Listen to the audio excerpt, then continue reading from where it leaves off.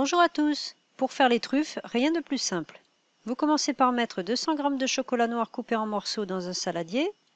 Vous y ajoutez 100 g de beurre coupé en morceaux. Vous mettez l'ensemble 2 minutes maximum au micro-ondes.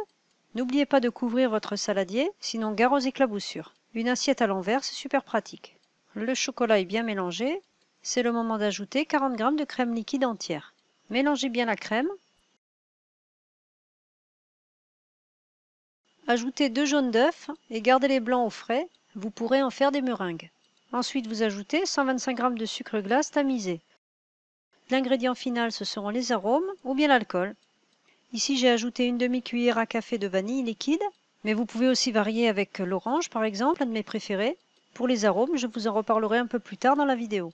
Lorsque votre pâte est bien mélangée, vous allez l'étaler sur une plaque de cuisson recouverte de papier sulfurisé. Alors ici, je ne vous ai montré qu'avec un seul arôme. Si vous souhaitez faire 2 arômes différents, vous séparez la pâte dans 2 saladiers différents et vous le faites bien sûr juste avant de mettre les arômes.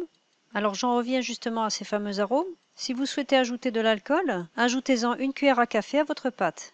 Avec le kirsch et le rhum, c'est vraiment super bon. Par contre, si vous voulez que les arômes se développent, attendez le lendemain avant de les consommer. Une fois que la pâte est étalée, vous la couvrez et la mettez au réfrigérateur pendant quelques heures. Alors maintenant, on va passer à l'enrobage. Là, je vais vous donner quelques exemples pour enrober vos truffes, mais bien entendu, vous pouvez laisser libre cours à votre imagination. Alors l'incontournable, c'est le cacao en poudre non sucré. Celui que j'aime beaucoup, c'est le spéculoos.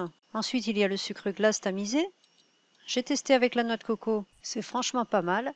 Enfin, pour plaire à tout le monde, y compris aux plus petits, vous pouvez les enrober de billes multicolores ou bien de vermicelle, de couleur ou au chocolat.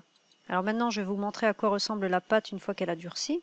Comme vous pouvez le constater, la pâte est rigide, mais pas trop, ce qui permettra de la manipuler facilement. Découpez des petits carrés de pâte. Malaxez la pâte pour lui faire prendre sa forme ronde. Ensuite, vous la roulez entre vos paumes pour lui faire prendre sa forme finale. Roulez-la ensuite dans l'enrobage de votre choix.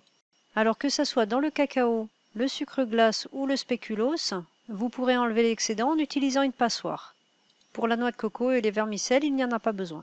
Alors vous pouvez y apporter quelques variantes à vos truffes. Ce qui est pas mal, c'est d'y ajouter par exemple 2 crêpes dentelles que vous écrasez avec les mains et que vous ajoutez à la pâte avant qu'elle soit durcie.